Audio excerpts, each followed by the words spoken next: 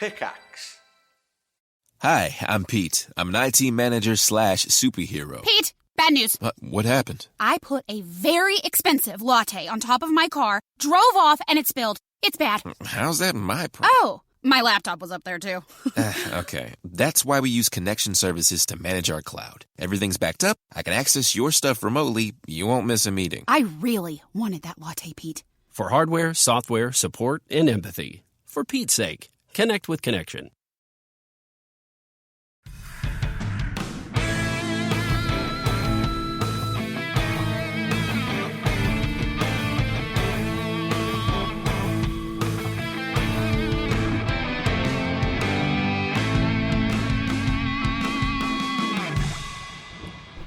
Wow, what an astonishing intro there to Hat Chat episode 52 with your hosts, me, Chris Trott.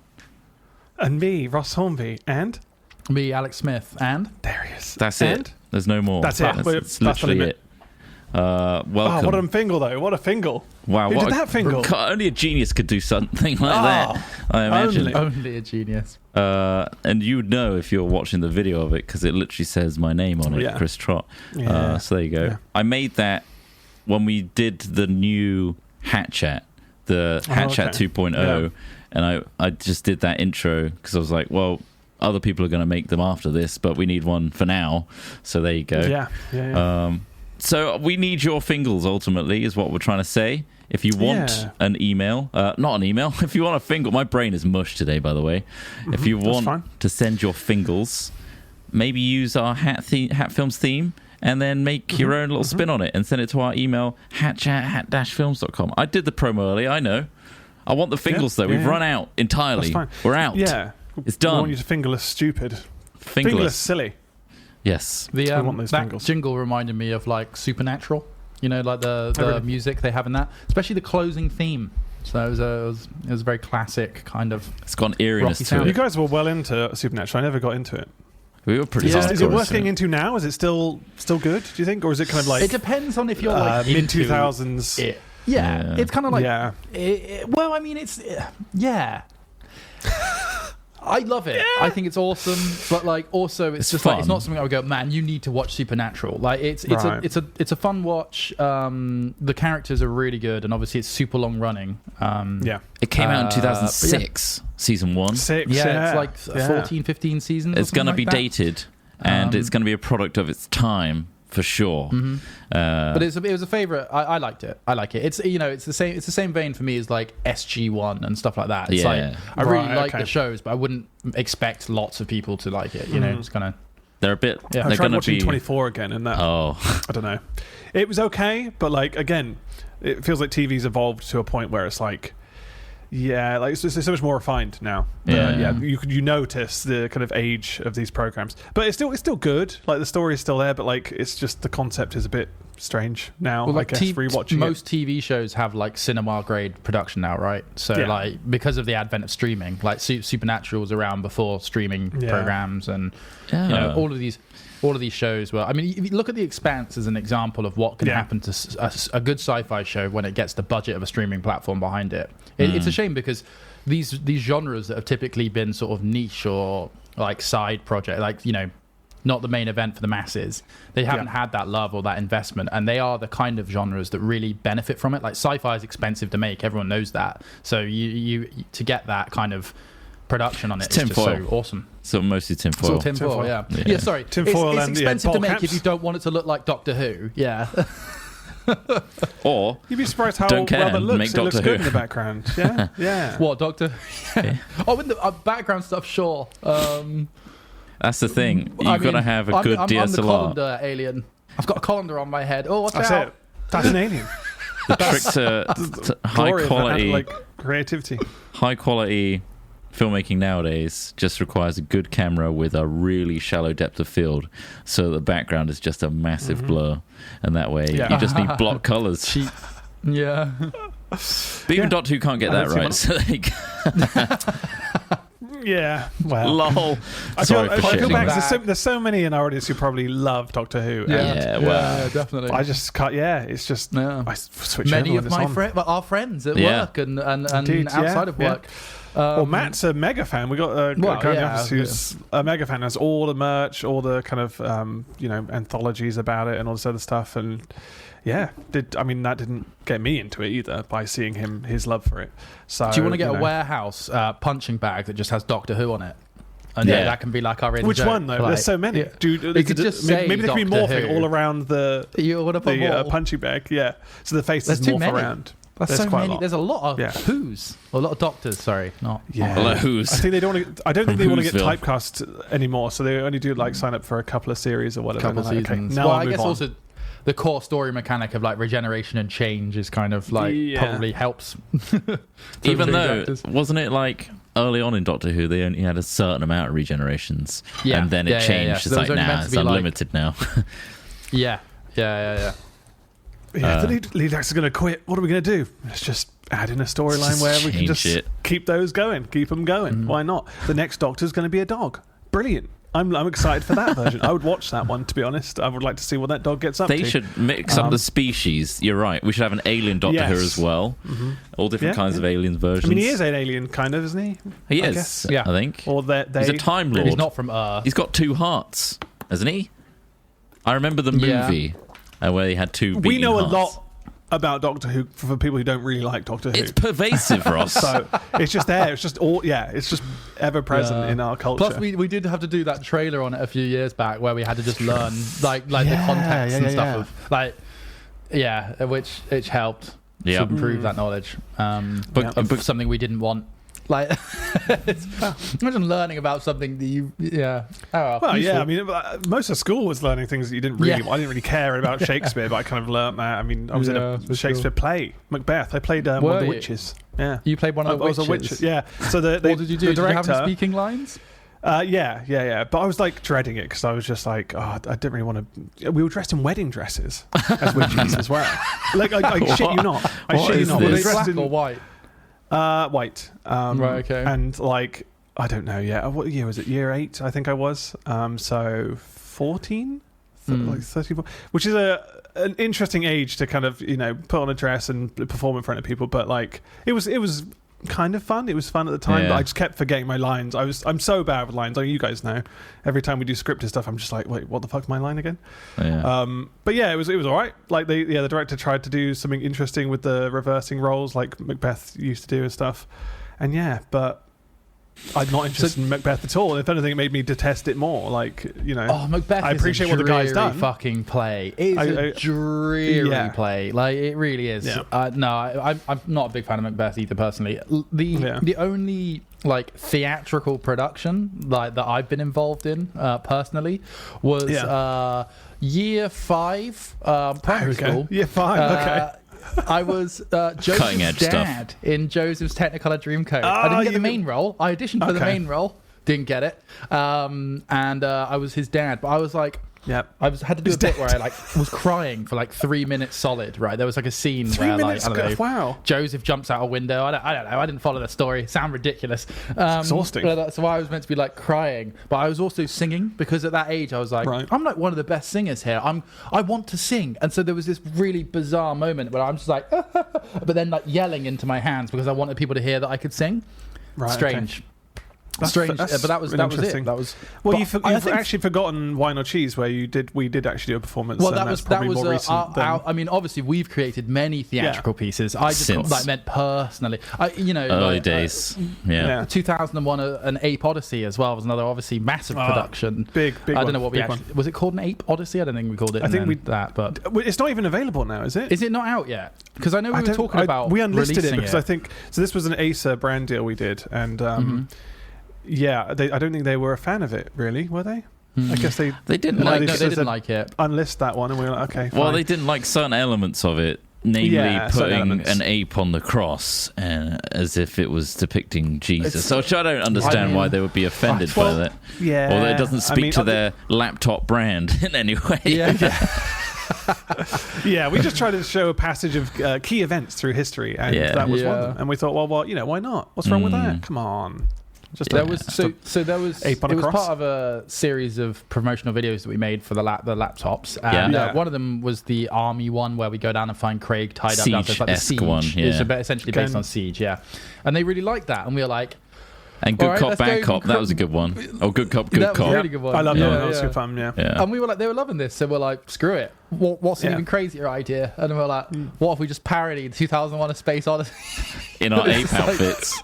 Yeah, in ape outfits. But instead of that was a bridge too far. Well, it's because the idea was the laptop was the monolith, right? It was this amazing device. The beginning and the end, essentially. Yeah. It did if you did destroy civilization, that laptop, I will say. As much as it really advanced the ape species, they did ultimately destroy everything at the end, which I guess they weren't happy with either. Maybe. But it was a genius masterpiece, I'd say. That's our magnum opus. Maybe. Yeah. So have you played any characters in plays or anything? I played a very young Jacob Marley in A Christmas Carol. I believe I was one of the ghosts. I was wrapped up in toilet roll or bandages, like bandages-esque We were stuff. going for a dead body. It was. Chris Trott played a dead body. I just corpsed. I'm sort of just He's corpsing. He's supposed to. That's his job. He's doing it so good. Can't even see him breathe. But yeah, I remember coming out in like plastic chains and things like that. That was a very early. I was like very young, like 6, maybe 5. Oh man! Weren't you also in that? What was the thing where you're like a little kid running through the streets of Montacute? Oh yeah, that was Sense and Sensibility. Johnny Depp film. Right? So Trott's in Sense and Sensibility. Me and my brother are in that film. Yeah, nice. In for like a second because they use Montacute for like one scene. And no it was speaking like, roles then? Done. No speaking roles. I tried to shout. No, I didn't get on the mic, though. Yelling his name as he runs through the scene. Yeah. Chris Trott, call me! Mark on cinema! Get that guy off set. I got paid £50 for that role. That was... Really? That kind of goes to show, like, the budget for a 2-second shot. They paid every extra, and me being really young probably paid less than other extras. £50. And a full spread at lunch and everything. And I had a costume. It was amazing. That's pretty good. Did you get to keep the costume? Considering the bit part. No, I didn't get to keep the costume. I don't think that ever happens. What do they do with them afterwards, though? What do they do with them afterwards? Rentals, probably. They store them all. They store them all in a massive warehouse and rent them out to like... Like, remember when we rented that stuff for the wine and cheese? Like, there's really garish outfits that like kind of... What are those puffy, like, Shakespearean... Yeah, they were like... What are they called? Is there a name? Stuff. Yeah, like they have all that stuff like in a stock place, and they just rent them out as sets of like eras. I imagine they hire them from theatres and things like that as well. Yeah, production companies specialise in that sort of thing, which makes sense. But yeah, they had a nice. I look like Ebenezer Scrooge, not Ebenezer Scrooge. Who's that? Scrooge McDuck. No, it's like the kids on the streets of London. Oliver. Oliver. Yeah, I look like one of them. A little urchin. A street urchin. An orphan. Street urchin. Yeah. An urchin or orphan? Which ones are they the same? I think I had a top hat though. Well, an orphan's a person without parents. A street urchin is kind of, I guess, slang for a kid that largely hangs out on the street. Yeah. Cool. But I imagine they were in Oliver. They were indeed also orphans. Yes, because of the house the border house that they lived in, and the famous gruel scene, and obviously that's what the subreddit's all about now. The Artful Dodger, that's it. The Artful Dodger. That's what I look like. Yep. Me, the Artful Dodger. That just makes me think of garage music now whenever I hear the Artful Dodger. Because, literally. Jesus. And he said he's done one, it's because of Craig David. Yeah, it was that one Craig David track, David right? and Artful Dodger, yeah. But I think I've been in Oliver as well, like a long time ago. And Grease. I was Danny Zuko in Grease. Oh, nice. Danny when was Zuko. That? Like secondary school? That was in... that was... That's got to be a lot of speaking parts. You did the whole production of Grease? Yeah, he's like... he was John Travolta. It wasn't as long. It wasn't as long. It was like a shortened version. Where I can see that. Several scenes. I could see you doing that now, Ross.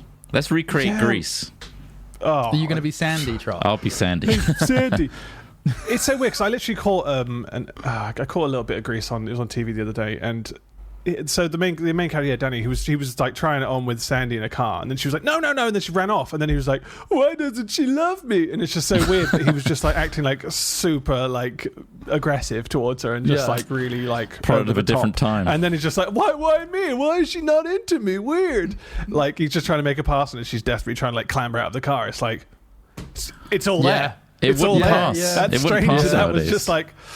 Are the audience supposed to sympathise with him? Are they supposed to be like, oh yeah, no man, she should be making out with you? Of course, like that was the right way to do things. But when did that come out? I mean, this is why we still have these cultural confusions and these like things, and in a way, I think that's kind of why, in part, and it's a dangerous thing to say nowadays, but we should give people leeway. We should give people leeway. We're very, very, very. I feel like, especially online, like our online culture, we're very like quick to just destroy things and to I mean, cancel culture is essentially what I'm talking about here. But there is elements of that. But I think a lot of people watching that show will hopefully think, obviously, this is based on a cultural mindset of a different time. Not saying that it's the right way to be, it simply was the way that they were, right? But do you mean if someone literally dedicated their entire life, they only ever watched Grease every single day, and that's how they learned life, and they thought that was the way to treat people, then you might be able to, the judge might be able to go, okay, look, there's clearly something wrong. They watch Grease more than a healthy amount, and they think this is real life, and are attributing it to real life, and therefore are being very weird and forward with women on the streets and dancing and saying shamalama ding dong all the time. Where's all the music? I think that's when you can be like, this is actually this guy's got something wrong with them. Sure. This guy's just. I'd like to think people have learned since then that that's not okay. It's not a personality. So in that scenario where it could be deemed, I understand this situation from a judge's perspective. Smith. Judge's perspective? Wait, Would you like to change your stance on leeway? From what? Well, I mean, in that situation, yes. I mean, if we're talking about a person applying the same ideas and methods in a modern setting, then of course, what I'm saying is like, we look back on it and it is crazy. It is crazy. There was a point in time where that was considered socially acceptable. Is that what you mean? But we also need to use that acknowledgement and that idea to bear in mind that everything is a transition. Everything is in transition, right? Opinions, mindsets, the ways that because you could argue that back then the some of the women that might have been in Sandy's position weren't aware that. They weren't empowered enough. They weren't empowered enough to be able to resist that, or even to learn new ideas that would enable them to resist or see the world differently, because that punching in the throat is a good one. What? That's a new way of dealing with that situation. That's a new way to deal with that. What I'm saying is like she's expecting that. Yeah, the entire mindset is different. Like, we are going to have mindsets right now that in 20 years' time we're going to go, wow, I can't believe I thought like that. Yeah. But that's just how mindsets work. It's so hard. Like, perspective is so hard to get. Especially when people aren't empowered through political and social means. To make those decisions and to examine their position in that environment is what I was meaning. Yeah. But mean, I think your point is condemning, completely, like concrete. They are unredeemable and they should be removed. It's what you mean is that's what people often turn to nowadays, is a black and white situation of like they're either pure good or pure evil, and there is no leeway. And frankly, I think people are like, personally as well, I feel like I'm not informed enough to make a rational or worthwhile comment on cancel culture, but as an observer and as a member of the online world, I do think that cancel culture is a problem, and I do think also that we are moving towards a position where our opinions on things are instantly polarized. They are not a gradient anymore. It's either for or against, evil or good, and that simply doesn't exist, I think, and that is really, I think context is so key though. Because obviously there are consequences to people's actions sometimes, and I think that's only starting to become more apparent as more and more people have access to more information, which is the internet. So the more people are learning about certain situations, they're like, that's not okay, and you shouldn't be doing that, and we shouldn't be rewarding you for doing that, or if you've done something horrific. Maybe that's where it's more of a kind of a reaction to their actions in a negative way. But where it's like just like someone's said something off color, and it's like, well, that's not okay. Again, it's all contextual, so it's like until you have the actual case-by-case basis, it's hard to make a specific judgment. But I know what you mean in terms of maybe everyone should look at all the angles before they start going, let's do the worst thing possible and cut everything off completely. With things like social media and whatnot, context is often stripped out, and you often get just a bite-sized snippet as to what happened, usually from another perspective or opinion altogether that's taken their own perspective on it and made a statement, and you're just absorbing just fragments and snapshots of information and casting a judgment on that person. You might also amplify that statement based on no other research at all. Like you see a tweet that's quite strong and you trust the person that retweeted it, and then you add on your own without like looking at the original article or whatever to see like, well, is what they retweeted actually, credible in any way, or am I just retweeting because I trust the person and I've just amplified something that's complete misinformation or blown way out of context?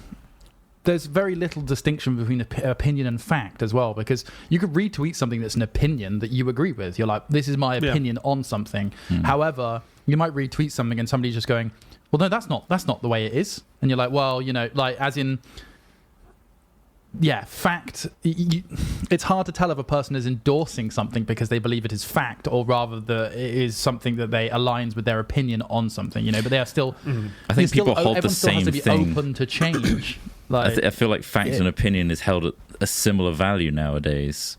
Whereas if it's on your timeline, you're an advocate of that thing. You have chosen for that thing to agree and align with your values.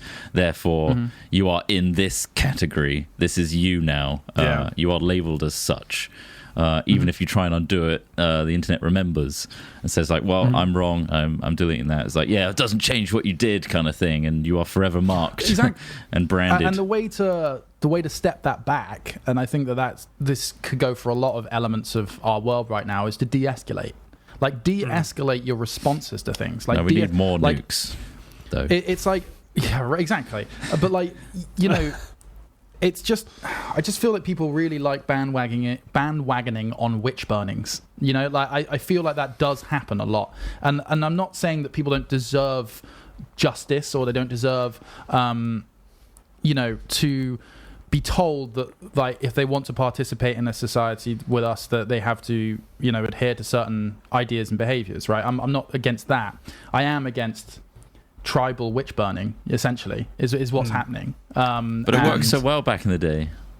Yeah, exactly. Are there any witches anymore? Oh, there are actually, but that's besides the point. It's really complicated. Like I say, I don't want to stand on either side, but I think it is really important as a general rule to de-escalate, to examine, to converse, step back, and to look at everything at once before even making a comment on it, because it's so easy to look stupid when you're just like jumping on sides. I know, yeah, definitely. I think people also need to respect mistakes. Obviously, if they're not breaking the law and hurting people, that is a different story altogether. However, making slip-ups based on, the information that they've absorbed, or even just making like gut instinct reactions to things, if they then show a level of respect after being informed and educated about a thing, and they see noticeable change, I think that should be respected a lot more, rather than let's dredge up your past though and remind you of what you did before. That's it. There's so many cases of people like they've said something off color or something years and years and years ago, and like obviously their personality and whatever's evolved and changed over time. But that will, like you say, get dredged up, and then bam, they'll get cancelled based on that action or wording alone. Obviously, like you said, if it's literally someone physically hurting someone else, that's a consequence of their actions, But if it's just a case of wording, or maybe they didn't use the right pronouns or something, like we're in a time where people are learning all this stuff now, so like there has to be like say some leeway to that stuff. But I trip up all the time with that. It's complicated. I try my best to the point where almost everything is gender neutral now, so I don't know if I'm doing it too much, whereas people like to be called by their specific pronouns, whereas I'm being a lot more like neutral. I don't know if that is going too far the other way, if you see what I mean, too careful, but I guess that's safer. I mean, I'd like to think there's some understanding on both sides, right? Yeah. Well, because the thing is, it's coming from a place of empathy, it's coming from a place of respect, and it's coming from a place of you not wanting to make that person feel bad, essentially. But obviously it's come from a segment of society. It hasn't come from everyone, as in, like, obviously, people choosing their pronoun and things like that is hugely important, but it is coming from a segment of, underrepresented, very important, equal people to non, cisgendered people. And it's complicated because you want, like you say, you're trying to behave in a way that is inclusive and is empathetic, but a lot of the time you're probably interacting with people that don't require that level of consideration, right? Like, so, I guess you're being the change you want to see, but I am going to the average Tesco and going to, I still feel, a lot of the time me using gender neutral pronouns, which again I'm the same as you, Trot. I just try and do it all the time. That person, they, that kind of thing. It does feel a little bit like, wow, I'm really focused on this for the amount of times this interaction has actually been beneficial. It does make you. I think it's always beneficial though. But like you say, that's kind of a good thing to get into your mindset, because the more you do it, someone else is more likely to do that as well. I think you're far less likely to run into offending anybody by saying they, them before he, him, or she. She? What's he, him? She, her. They. What? Yeah. So I didn't know the other.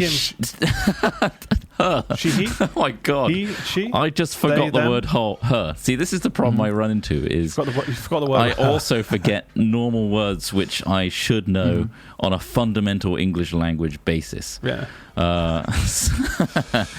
But I think the real rude thing would be if somebody requested you specifically address them a certain way, then you went out of your way to go the opposite direction. I and not take it seriously, which I imagine is probably an approach that some people do get quite a bit, which is obviously offensive, disrespectful, and not cool. So I think ultimately, if someone states that that's how they want to be addressed, that's kind of be respectful. Why not? I guess it's all we're asking. Exactly. Literally, what it comes down to. The more you get into the habit, the better, right? Yeah. Somebody said in chat, caring is usually what makes the world a difference. I think that's very, very true. I think that 90%. I mean, obviously, money comes into it. Money's this other horrible influence on our world. But I think genuinely, if you care and reach out and are empathetic, it just is just so effective in solving problems, bringing people together, working together.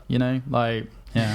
Anyway, it's a deeply complicated subject. Yeah, it is. However, it can all be summarized as just being nice, ultimately, and being respectful. It doesn't take much extra effort to put a bit of effort in, just because you're concrete and I just want to look at someone and cast my gendered pronouns on you based on what I know, my assumptions. If you're unwilling to change with that, sorry, you're going to get left behind, and no one's going to like you, unfortunately, because our world is transitioning constantly. Like Smith says, everything is transitioning. Our fundamentals are things in 1978 that happened in Greece no longer are deemed appropriate. And that's the same with language. Everything is in a state of flux. That's a good way of saying it. Yeah, absolutely. So I think move along with it. Talk about like we're talking about it now. The more people that talk about these things, the more they'll become the norm. And and honestly, if there's be less resistant, hopefully, to those kind of changes. If you feel that resistance just because we're talking about it, maybe have a little introspection as to why you feel that way. Like, why do you feel so unmoving in these values, and why do you hold them so dear to you? Does it matter that much in the grand scheme of things? Why do you feel it matters? Can you just let it go, and maybe you can improve and progress along with society? And right now, whilst it's a strange thing, it's not, as in it's a strange thing to have to deal with the idea of multiple genders. It's one of those almost those constants that man and woman, it's biblical in some respects, as in Adam and Eve and all that stuff. It's strange, I know, to people to challenge that sometimes, but at the same time, there's an exciting element of it in the it opens carving the door a new path. Exactly, a lot more understanding about being a human being. Like it's not something that people take long enough to think about and what is being a human being? What is interacting with each other? What is living in a group or a society or a family? To me, that's really interesting, because it's let's challenge some gender norms. Let's see what can come out of it. Let's change things up a bit. It's actually been really surprising in lockdown. Obviously, everyone's had a lot of time with themselves over the last over a year, and it's a surprising amount of people that are are starting to discover things about themselves because the dialogue is happening. They're feeling more comfortable about expressing themselves, and there's a lot of like dysphoria out there about people not fully understanding, and also that fear of like, well, I've always been known as this, and I'm worried about other people judging me or literally hurting me based on these feelings or these suppressions that I have. So it's really interesting to see just how prevalent it actually is. That it's been dampened by societal norms, which should change. So I think anyone who's resistant to it as well, like, can probably, I don't know, it's interesting, like you say. Yeah, more and more people have had time to sit down and kind of think about, I guess, more introspectively about themselves as well. It is a time all thing, this totally. is learning. We're learning more about kind of our mental well-being, I guess. I think so. So much more important than anyone really respected before, I feel. Because some people don't even like respect things, like they don't even think that, you know, depression is a real thing and stuff like that. And it's just like, the more we talk about these things, the more people learn, I think. Even us growing up, right? There was it's interesting. Boy-girl, and there was no real dialogue or education in primary or secondary or college even of discussion of actually there's more scientific evidence to back the fact that it's not just those binary terms. What were your sex education lessons like? Awful. Because ours was awful. Ours were so terrible. bad. And like they were so limited to, they could barely talk about just, you know, sperm and stuff like that without kind of tripping up on their words and struggling to literally get the message out and explain safe sex correctly and stuff like that. So like they would barely even cover that properly, let alone more complex subjects. So it's I don't remember it being covered in secondary school much at all. Any apart lessons? From the sex bus that came around. That was literally sex it. Bus? I don't think there was any. Sure that's an educational thing, or so this guy, he had like long hair and a big beard and a bit of a rusty bus, but he gets around a lot, and he invited me on for a one-on-one private session. So the sex bus was a double-decker bus ran by, I think, combination of NHS and local charities. And it would come to our secondary school, and I think probably all years probably went on it every. I don't know, maybe we only did 1 year. But anyway, it was a double-decker bus, and I remember this as well. We'd go on, and there were, I think it was mainly women on there, teaching us, like, you know, how to apply a condom and like the different kinds of ones. I remember them going, "Do you want to see what a strawberry one tastes like?" And I'm like, strawberry, sure. But yeah, I mean, to be honest, Sucking on I condoms. personally didn't find my sex education that bad. In primary school, we had one which was a lot more awkward because it's a Church of England primary school, and frankly, you're talking to like 10-year-old kids about quite complex sexual matters. So they were much was that more like year here's 5 a video. for you, year 6? Yeah, something like that. There was a video where there was like cats on the roof. Do you remember that? It was an animated video, and it was like, this is how two people have sex, and it was like an animated thing of them getting together and like having like a really like top line, you know, they went into the bedroom and pulled the sheets over kind of thing. That was like all you saw, and then it panned up to these cats on the roof. Anyway, also the doing other it. thing they then showed us, I don't know whether they showed us this, I think, in primary school. It was which was such a juxtaposition from the animated video. It was a heat camera of two people having sex. So yeah, they wouldn't so show you can you the imagine actual... how that looked, right? So it's a heat. You like don't see that on a normal basis. Side on shot as well. Camera, side on. Yeah. And they showed us that, and I was just like, what? I don't know whether I can't remember whether that was primary school or secondary school, but I remember at the time I was just like, wow, that was a departure from the much more softy approach of just here's a thermal camera. Also, it's also quite conceptual in its imagery. Like it's still not very clear necessarily. It doesn't it's make still it kind of mud. Yeah. They couldn't just. Yeah, but I guess obviously there's laws on showing. I don't know. There are educational materials out there, surely, that allow you to see what's going on. The education all seemed very prudish, and it seemed like we shouldn't really talk about this, but here we go. I think it's probably more of a God. These kids are just going to fuck around and giggle the entire time and make this hell, essentially. Which I can probably understand remember is that feeling. hard to deal with and hard to explain real life things to a bunch of kids. But there was a noticeable. I feel like it's a necessary thing.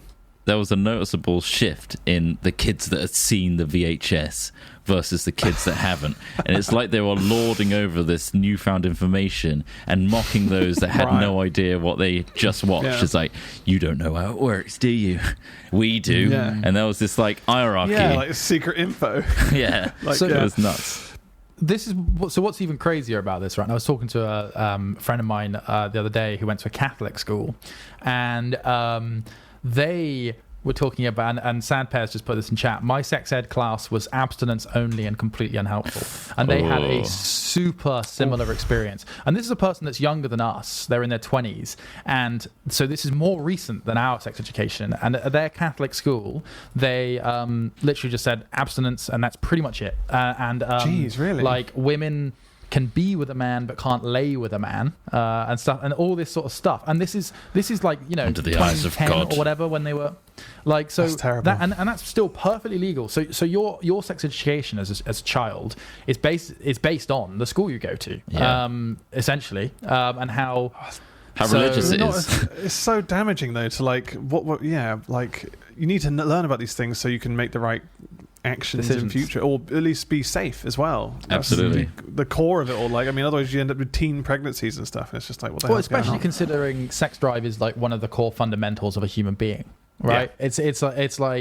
It's like teaching a kid how to use their hands and how to walk, you know, like you spend an awful lot of time doing that. Why wouldn't you spend an awful lot of time doing the main thing that a lot of human beings think about, like, a lot of the time, right? Not to mention, but I wonder if they're trying to suppress that. It's clearly that in some way they're suppressing that, or they're trying to be like, well, if we don't mention it, they won't do it so early. It's and like, it totally works, right? That's worse. It's more damaging. It's more damaging that you don't know about these things. You don't know about the safe ways to do these things. So it's confused hormonal teenagers being told to don't do it. Everyone don't. But they should have an addendum. No, I really want to. Mm-hmm. If you want to go to hell, here's a strawberry condom and how to apply it. Just add that on. Here's Alex Smith to tell you all about strawberry dom. Ooh, this is a good one. And I go to get another one out of the packet. Banana. That one's not as good. No, bubblegum artificial. Try to blow it. Everlasting. Don't use it afterwards. It comes out perfectly. It's just a weird balloon. The flavor's gone. Very chewy. It's a dog.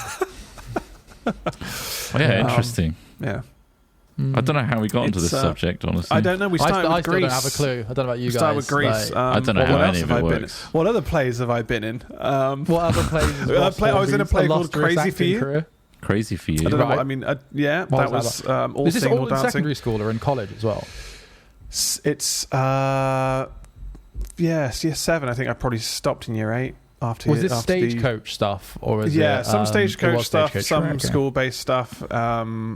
Stagecoach is like an acting club for young kids in the UK. Acting, singing, and dancing, stage, which I really just was so hesitant to take part in. Were you any good at it? No, well, that's the thing. I didn't have any rhythm. I don't have rhythm. Mm-hmm. I just, I mean, you've all heard Silly Song, right? It's something I made, which, of course, if you attribute someone dancing to that, that's why I probably look like a mess.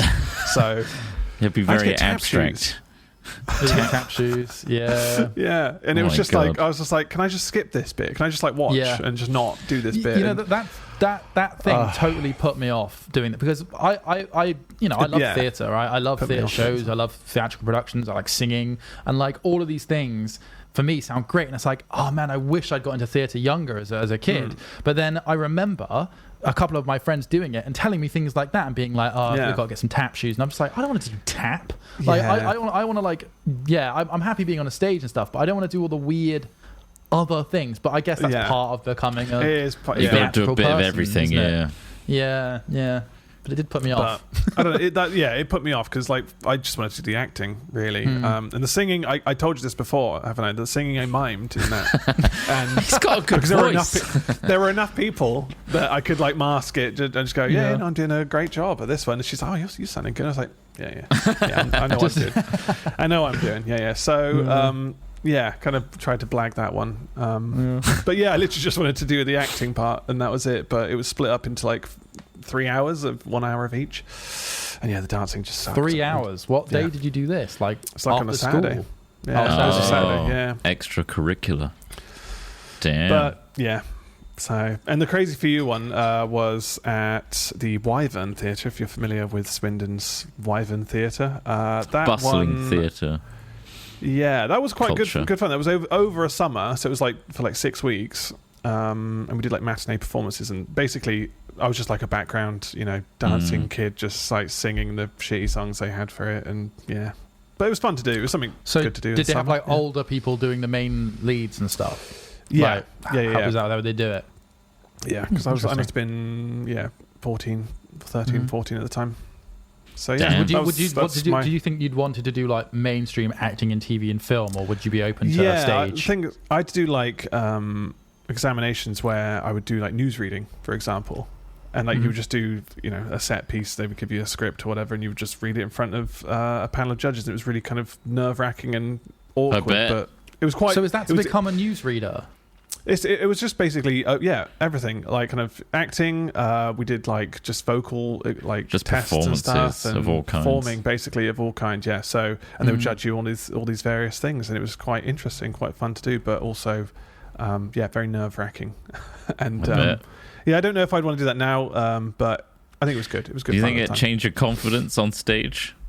Yeah, I think so. Yeah, it did help to do that. And it was fun to perform, but I don't know. I feel like that spark died a little bit, and I put all my energy in our little sketches and stuff. I find that quite fun.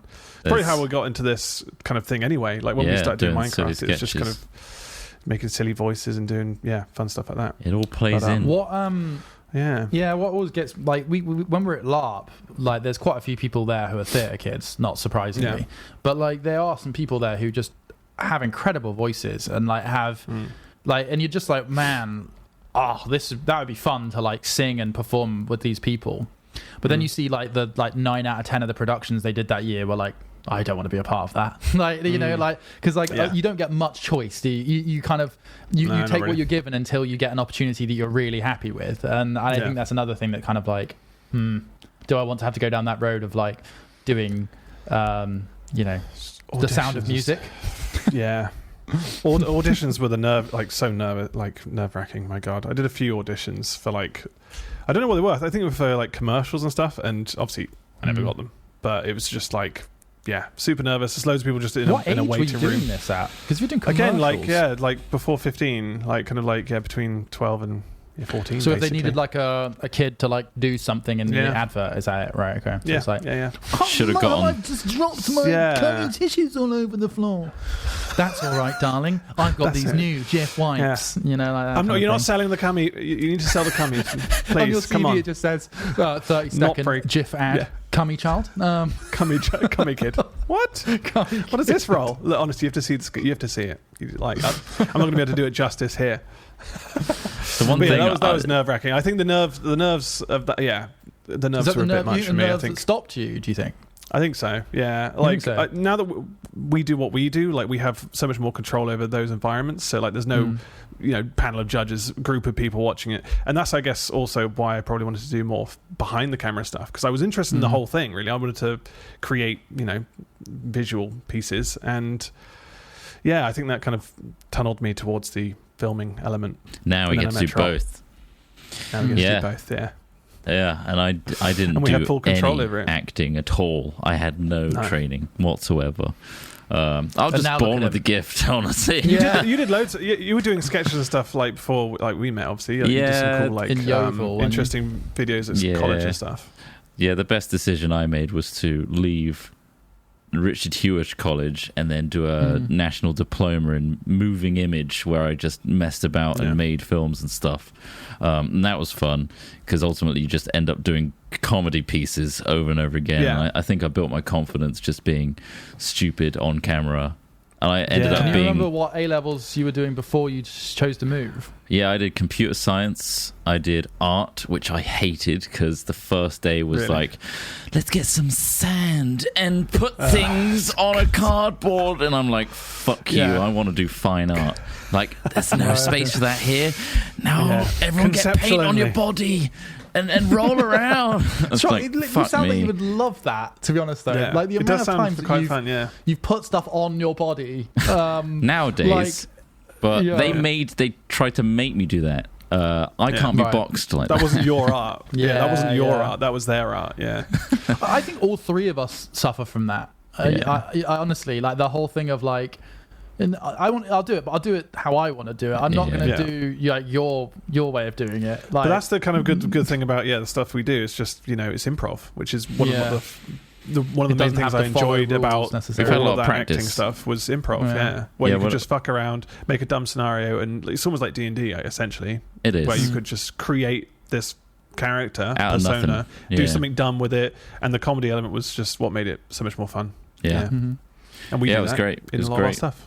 And being able to control the whole aspect of it is another big boon, because I just hate the whole like bullishness of the acting industry. We did it like as a thing at uni where we had to do auditions and go on Star Now and just look at the appearance of people and be like, yes, this Star one is more adequate. I remember you guys doing that. And I felt ultimately bad for all those people that did auditions. It's like, we're wasting everyone's time here. Why is it so formal? And like, we are judging these people and saying, yes, up, thumbs up, thumbs down. That was strange, wasn't it? Yeah. And I hated that, so I'm glad that we don't have to do that on a professional level. Auditioning people did sucks, that influence, Ross, did that influence your... obviously, if you're watching other people's auditions, when you were doing the auditions you were talking about... I was on a power trip. I was powerful. I was on a crazy power trip. I was like, give me another take. That wasn't quite good enough. It was like I had kind of nerves for them as well, because it's like, God, they don't know what like our project is. I didn't feel worthy to like. We were just doing a student film, really. So you don't feel like, oh God, should we do auditions for this, or should we just call someone and say you've got it, because like that's a student project. We thought we'd look more professional by like being able to document that we did auditions and stuff like that. Well, they told us to do that. They did have to do go through the proper channels. We booked like a room in London. We invited the people who were auditioning to these little pokey rooms where they acted out these pieces, and luckily we didn't have to go through many before we found some great actors for that. I didn't want to. We'll have to do a video sometime for that project, because we've still got it, the Handle with Care stuff. Handle with Care. And I think I'm happy with how it came out. Like conceptually, like the actual idea of what our main character does feels ill-researched, and maybe we could have done a bit more like it seems so much more like how edgy over the can top we go? Of what it was. Why? I don't know what. So what I'm trying to remember, it was the older brother delivers made the younger packages brother of deliver weed, drugs, right? Yeah. But it's only things like that happens all the time. The gang drug stuff that happens all the time. I think we should have gone harder with the drug to make that more viable, because it just didn't. It seemed so tame. But then we were just trying to be fairly on the line without overstepping the line for our project. It's like getting the 13-year-old lighting up a massive cone on the sofa. We got a girl, 13-year-old girl to light up a big fat doob. And it was like, the idea was that like, do you want some? Yeah. She was offering it to the other kid who comes in and just like, oh my God, she's that so was a line. She's like, yes, this is my sixth cone badass. Today. I rolled a massive fucking cone. It was huge. So big as well. It was huge. It was really it was not just. It would kill a grown person, let alone a 13-year-old girl. It was chunky. It was unnecessarily chunky. But I guess we wanted to sell that it wasn't just a roll up tobacco. It was. But that was quite funny. But we'll have to do a video sometime of us reacting to it or something, because we're all in it. Smith's in it. Smith has acting in that, as well as helping us on set. I joined the Screen Actors Guild after that one. We used a whole jib. You need a credit, don't you, to join? Like, I was going to say join a literal union, like Trot, because there's a rule. I swear there's rules in the UK about certain acting unions, which I think might be the Screen Actors Guild. I'm not sure. You have to have a like role. You have to have like a credit in a professionally produced piece of material. And so Trot, you probably could have got that from the Sense and Sensibility thing. And Kill Keith, I got both. I got on IMDb. I completely forgot about Kill Keith. Yeah. Of course, Kill Keith. UK has Equity, sorry, not Screen Actors Guild, that's the US. Rest in peace. But Rest in peace. We've spoken a bit about it before, about maybe we should get some acting lessons. Part of me thinks that A, that would be interesting, and B, if we could film us getting acting lessons, that in itself would be content. That would be good content. we could always just get like an acting teacher to come to the warehouse. Yeah, get bespoke acting. A day for us. We could learn in that. We've got space. Yeah, I'm sure that'd be quite funny. Freelance acting, right? That we can hire people. Just like running a workshop, basically. Yeah. Come and run a workshop day for us. give you scenarios for like improv stuff, character work and stuff like that. So it could be quite funny if we tell them to just go balls to the walls, like That'd comedy be great. style with it. I think we should do that. So that could be good. Yeah, that could be We quite could a even good get thing a couple of like other, not amateur, but like, you know, like mid-grade actors to come in so we could like bounce off them as well. Because like, I think some of it would be... Humes would love this as well. He would. You think so? He would absolutely. Yeah, I mean, you know, we can get him involved. He's a thesp, a theatre at heart. Yeah, but cool. Cool. I'm and we up could get for our that. friend Andy Serkis to come in, and we could suspend him from the ceiling in a morph suit. Go on, Andy, do something weird. You could be anything you want, Andy. Anything. Yeah.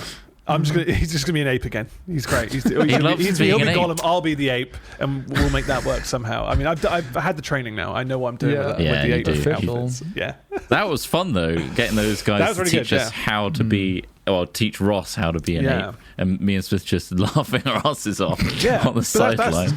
That scenario was basically what improv is normally. You get these very, very charismatic people who are just really energetic towards this improv. I guess they have and to be right. And they bring it out of you, and it's really good. And you saw if you've seen the video, we do have a video of that. What's it actually called? I can't remember.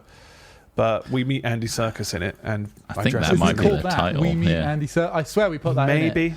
Yeah, but that's on our main channel, and that's you can see I was having quite a lot of fun with it. Although it was quite strange, he was like right in my face and stuff. And it's just like you've got to just put it, you just to go balls to the walls and get in your face and do it. Yeah. But that's what made it fun. That is basically a lot of what learning to act is, isn't it? Take down those inhibitions, take down those resistances really to behaviour. I do need some of that. Yeah, just don't give a shit on how you look. Which, to be fair, like it's like when we do stuff out and about or whatever, like, and there's the public involved. Like you just have to go with it and just like it's like that's the thing. Like, we'll give random tasks for that scratch card thing, like where the instructors give us commands and just do it. Yeah. I struggle with that a lot, and it's something actually I've noticed more during lockdown, actually, or during the periods between lockdown, because you're always conscious of what you're doing, and then you're always conscious of people watching you what you're doing as well. I am anyway. Like, oh man, I don't want to appear to be like this, and so I think it could be helpful for me just to get past. I'm very self-conscious, I think, as a person, in certain respects. Obviously, in other respects, not at all. That's the thing. I think once the camera's on, though. I switch. Yeah. I think that's and me. I feel like you do too sometimes. Once it's on, and we have our audience, which to be fair is like our comfort zone, because these guys know what we do. They know what we're like. So I have comfort in that, knowing that I can be dumb, stupid. We've done 10 years of content where we're like this, doing more. Just helps me perform, I guess. Yeah. So having a camera helps.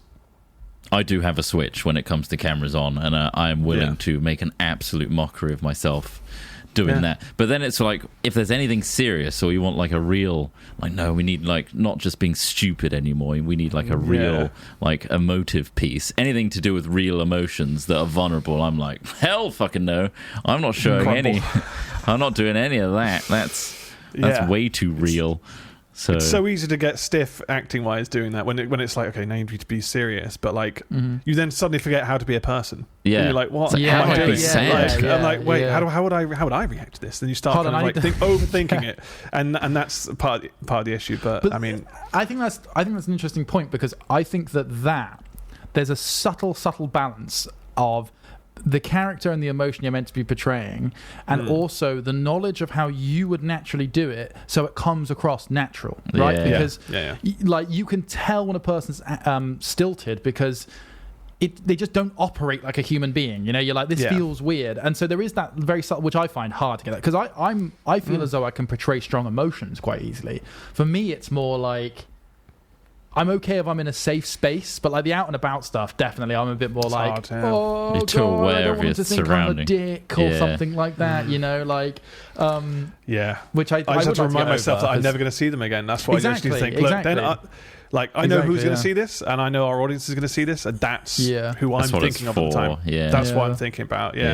Because I know that's those are the people who are going to enjoy it. Like that random person walking past, forget them. I try to. It's hard. It's not easy. But that's the things you need to think about at the time. But it's all good fun. And we should do some more stuff like it. Absolutely. Especially more sketches, definitely. I think that's when we really come into our own, is when we're given some space, but we have like a bit of an acting improv-y thing to latch onto.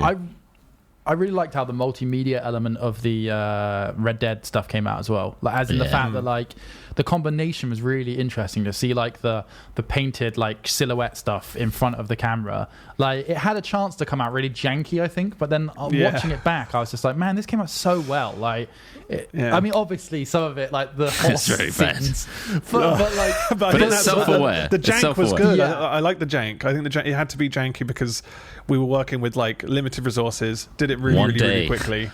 Yeah, we did it in one day, and like we didn't really try to make it amazing. We tried to just make it quickly and fun, and I think we achieved that. Yeah, you can make anything fancy in post. In editing, yeah, that's all it takes. Well, you had to do quite a lot of comping in that one. Yeah, I did. Anyway, especially the fireplace scene where you were literally spent. I think it went round, and I think we had several characters just sat in certain positions on green screen to comp them in. Fireplace. Oh, the campfire. My God, yeah. Jesus. Never again. See, I think that's an interesting idea. Making a sci-fi with all practical effects. I mean, obviously we wouldn't go full. Like, say we made like a 3-minute like combat scene or something. You know how they used to do like the old Death Star stuff, like where they had just models and then pops and bangs. That could be really interesting. Model too. work would be great. I'd love to film models and like make that look realistic. Stick us on green screen and then comp us into it. Yeah. That was so cool. We've gone full circle here. So going back to the point of how shows like 24 and Supernatural have become dated, but nowadays everything's almost like cinema grade. Even YouTube, when people are doing sketches and shorts, have like almost movie quality CG in them now if they're doing sketches and stuff. So I think we have to find our niche where we know our limits and we play into our limits by making them obvious. I think there's a space for that that's funny and still enjoyable. I mean, Freddie Wong was doing high-grade special effects like a decade ago, right? Exactly. So, and they've nailed it now. They were doing really good back then. And then Corridor Digital, I suppose, has perfected it. Yeah. The quick turnaround, do it on like a home PC kind of style, but still looks really good. They just got an eye for it. Yeah. But yeah, we need to find our niche that doesn't compete with that. It nicely sits alongside it. We need to Doctor Who it, something that doesn't stress us out, because I think that's Doctor Who. Because ultimately, like the more we overthink these things, the less likely we want to repeat them. Because if it's just like that was so stressful, we tried to do this, and this, and you know, it only got X result or whatever. So like, it's more of a case of if we find something funny, we should just lean into it. Yeah, basically. Yeah, true. And just try and if it works for us, that's how it should be. Really, yeah. Well, this was a very self-indulgent podcast. I like that. Yeah. But this is what this is for. It's for us three. There was no topic today, yeah. No. But I hope you all enjoyed it today. Make sure you send in some questions or maybe another fingle to our email, hatchet@hat-films.com. And I also like to say a huge thanks to our Patreon supporters. Patreon.com/hatfilms. If you want to be a patron, you do get credit at the end of the YouTube video. I know it goes past really quickly. Apologies for that. Sometimes the outro fingle whizzes up. If you make a fingle, make it so longer. that make it longer and with an intro that I can cut like the first 12 seconds out. Yeah, you want two versions. Yeah, quick one and a longer one for the end. Yeah. Other than that, I hope you all enjoyed that. We'll hopefully be back in 2 weeks. We'll see. Yeah. See how good it goes. A lot of work on. Yeah. We have a lot of work on, unfortunately. We're busy guys. So, thanks for listening to episode 52. And we'll be back for episode 53. Until then, have a great couple weeks. Bye. Ta-ra. Bye. Bye.